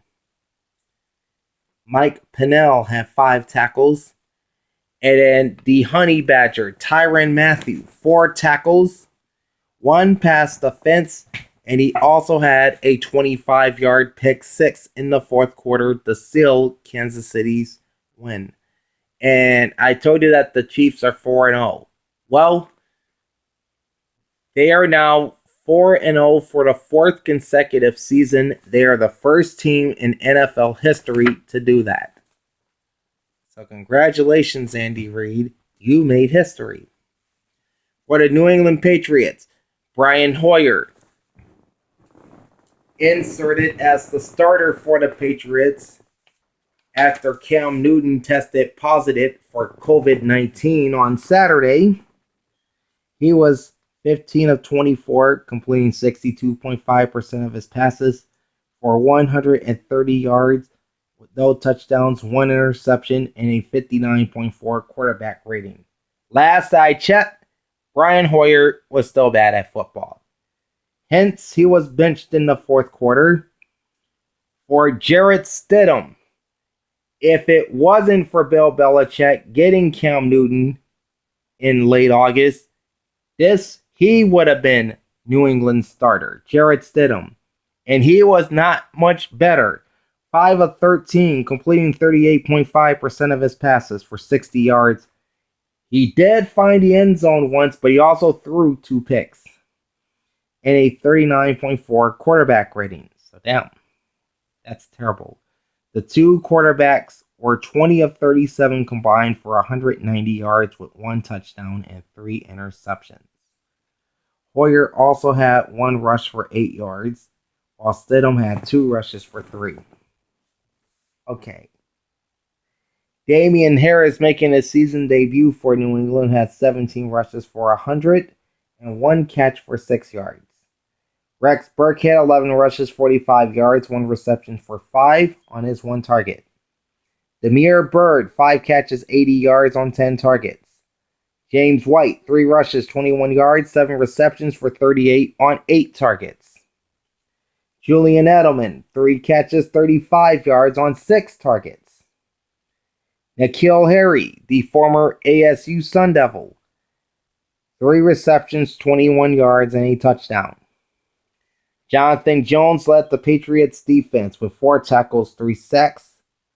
Jawan Bentley had 3 tackles, 1 pass defense. And Jason McCourty recorded 3 tackles, 1 solo. All right. Total yards favored the visitors in this game as New England racked up 357 total yards to 323 for the Chiefs. They had 172 passing yards and 185 rushing. The Chiefs had 229 yards passing and 94 rushing. First downs also favored New England, 21-19. Third downs were hard to come by for both teams for the most part. The Chiefs were 4 for 11 for 36.4%. Patriots were 6 for 15 for 40%.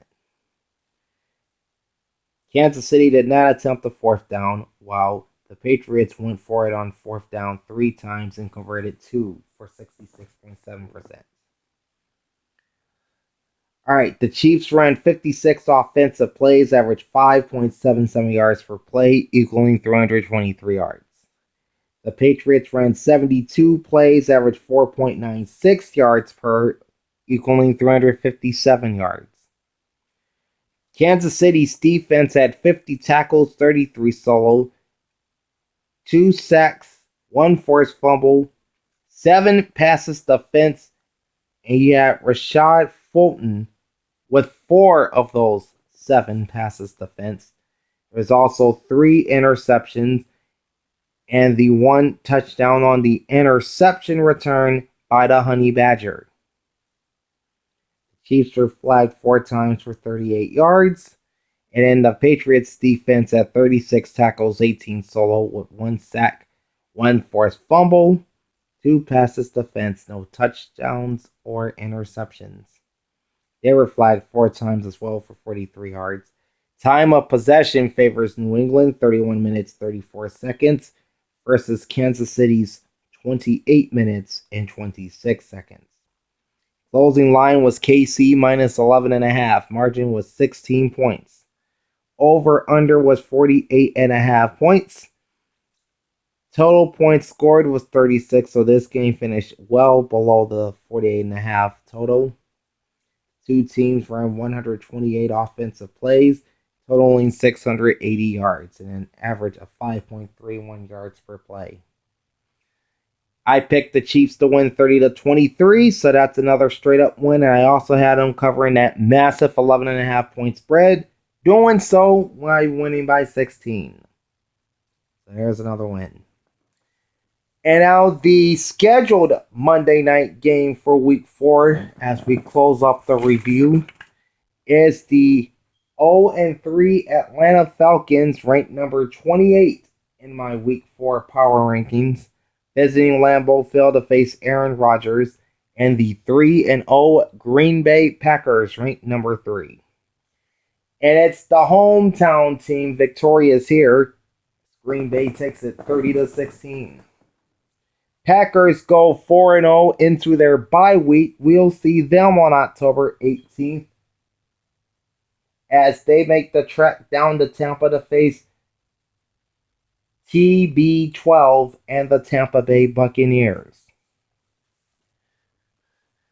Meanwhile, the Atlanta Falcons are at 0-4, and the hot seat under head coach Dan Quinn continues to get hotter and hotter. And next up, his team hosts the division rival Panthers on Sunday. Aaron Rodgers for the Packers was 27-33, completing 81.8% of his passes for 327 yards, with 4 touchdowns and no interceptions, and a near perfect quarterback rating of 147.5.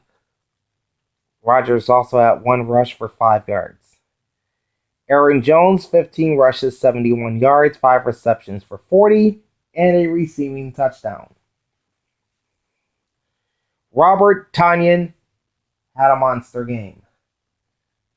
He had 6 receptions on 6 targets for 98 yards. And of his 6 catches, 3 of them were touchdowns. So he was the go-to guy in this game. Jamal Williams. Of course, Jamal here spelled with 2 A's, not just 1. Or rather, with that 3 A's, not just 2. He had 8 rushes for 10 yards, but 8 receptions for 95, so he had a 105-yard night. Marquez Valdez Scantling, or MVS as he's known in Titletown. 4 catches, 45 yards on 8 targets. Zadarius Smith led the Green Bay defense for 6 tackles, 4 solo, and 3 sacks. Ty Summers, 6 tackles, 5 solo. And then Darnell Savage, 5 tackles, 4 solo, and 1 pass defense. For the Atlanta Falcons, Matt Ryan, 28-39, completing 72% of his passes for 285 yards. No touchdowns and no interceptions. He closes the night with a 92.4 passer rating. He had 2 rushes for 10 yards. Georgia living legend Todd Gurley II, 16 rushes, 57 yards, and 2 rushing scores. 1 reception for 6 yards. Olamide Zaccheaus, 8 receptions, 86 yards. Hayden Hurst, 4 catches, 51 yards on 6 targets. Julio Jones had 4 grabs for 32. Left the game with a hamstring injury. And according to head coach Dan Quinn, he is not sure if number 11 will suit up on Sunday against Carolina. We'll know as we continue on towards the weekend.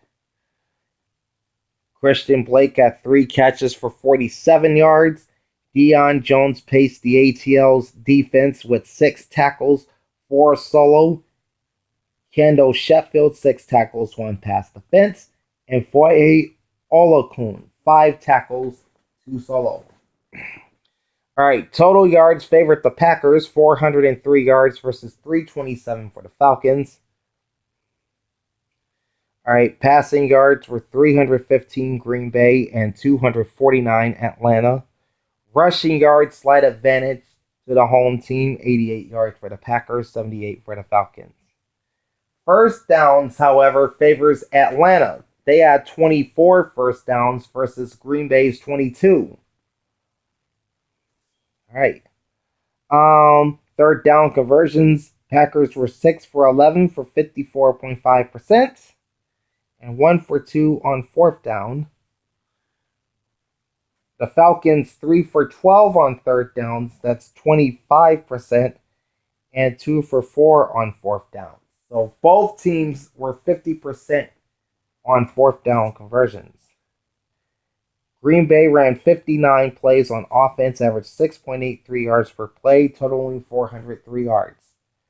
Atlanta ran 64 plays, averaged 5.11 yards per play, and 327 yards. The Packers defense had 50 tackles with 29 solo, plus 4 sacks on Matt Ryan, no forced fumbles, 4 passes defense, no interceptions, and no defensive touchdowns.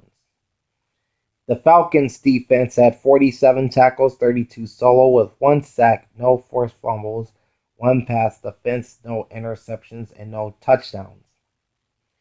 Both teams were flagged 3 times, Green Bay for 30 yards and Atlanta for 23. Time of possession, slight advantage to the Falcons, 30 minutes and 22 seconds versus 29 minutes, 38 seconds for the Packers. All right, closing line is Green Bay -5. Margin was 14 points. Your over-under at close was 56.5. 2 teams combined for only 46 points. So they finished under the total in this game. The 2 teams combined to run 123 offensive plays for 730 yards, averaging 5.93 yards per play. I picked the Packers to win this game 31-28. So that's another straight up win. However, I did pick the road underdog Falcons to cover the 5 points. And they lost by 2 touchdowns. And that was a mistake on my part. One of many that I made in my against the spread picks, as I'm about to unveil here in just a second. But first, I gotta tell you, the Pittsburgh Steelers and Tennessee Titans game, which was scheduled for this Sunday, has been rescheduled for Week 7. So that game will now be played on October 25th at 1 p.m. Eastern Time. That's 12 noon locally in Nashville. And the game will be televised regionally on CBS. Okay, now I can tell you about the picks. I'm gonna start with the picks against the spread because that's where I'm struggling. I went 6-9 against the spread this week, which is 40%. And for the season, I am now 28-34-1 in my picks against the spread. That's 45.2%. But straight up, I'm killing it. Went 10-5 this week in my straight up picks. And for the year, I am at 10-5 straight up on my picks in week 5. That's 66.7%.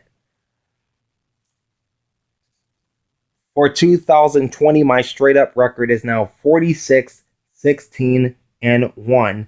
So I'm hitting around 74% of my picks straight up. So I'll take that any day of the week.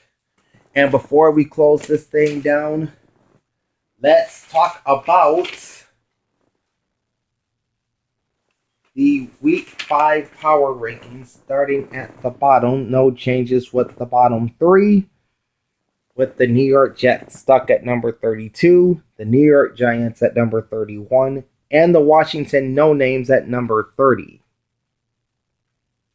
All right. The Jaguars and Falcons exchange spots as the Atlanta Falcons slip 1 to number 29, and Jacksonville moves up 1 to 28. All right. The Houston Texans, who of course fired Bill O'Brien as their head coach and GM following their loss to the Vikings, they're down from 22 to 27. And following them down are the Miami Dolphins, dropping from 21 to 26. So both fall 5 spots, which is the biggest drop on this week's power rankings. And they are not the only ones. There's another team that also fell 5 spots in my power rankings. Stay tuned to find out who that is. All right, the Denver Broncos moved up 2 spots to number 25. And it's not because of last Thursday's win against the Jets. Because both the Dolphins and Texans, well, they suck. Speaking of sucking, the Detroit Lions and the Los Angeles Chargers fall 4 spots to 24 and 23 respectively. The Cincinnati Bengals, fresh off of their first win of the season, they jump 4 spots to number 26. The Philadelphia Eagles, fresh off their first win of the season, they also jump 4 spots up to number 21. Same thing for the Minnesota Vikings. They got their first win of the season this past week, beating the Houston Texans. They're up 4 spots to number 20. Slipping 2 spots to 19 are the Las Vegas Raiders. Holding steady at number 18, although I really should have moved them up. My estimation is the Los Angeles Rams, because most power rankings have them in or near the top 10, I should say. The steady decline continues for the Arizona Cardinals. They fall 2 spots to number 17.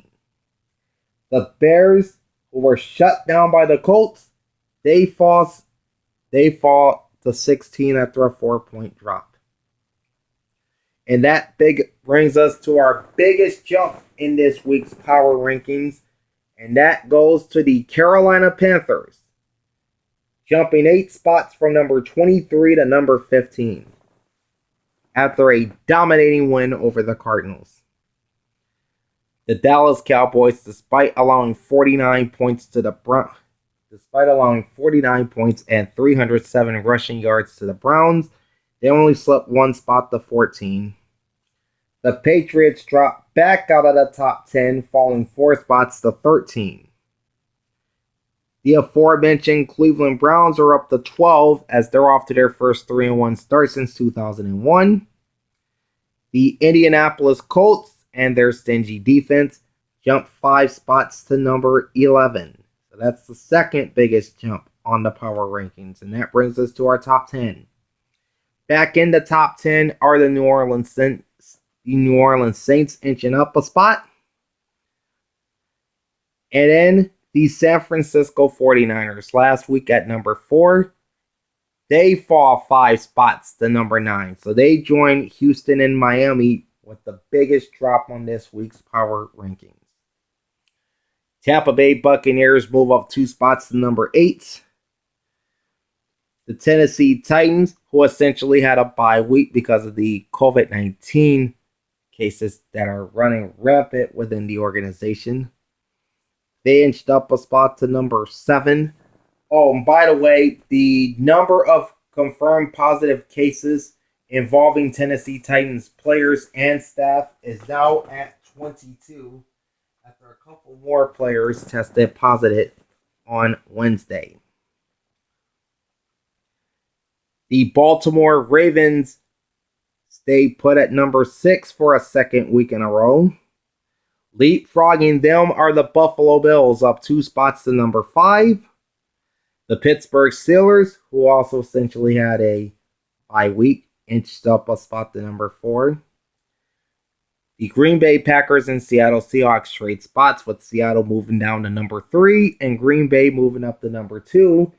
And keeping the number 1 spot once again, the world champions, the Kansas City Chiefs. So it's pretty much until someone beats them, the Chiefs will stay number one. All right, so that is the week that was in the National Football League, as week 4 is now in the books, and I have very little time to get you set for week 5. So I'm about to get ready for the preview for week 5, and I'll be back later on today with that. In the meantime, like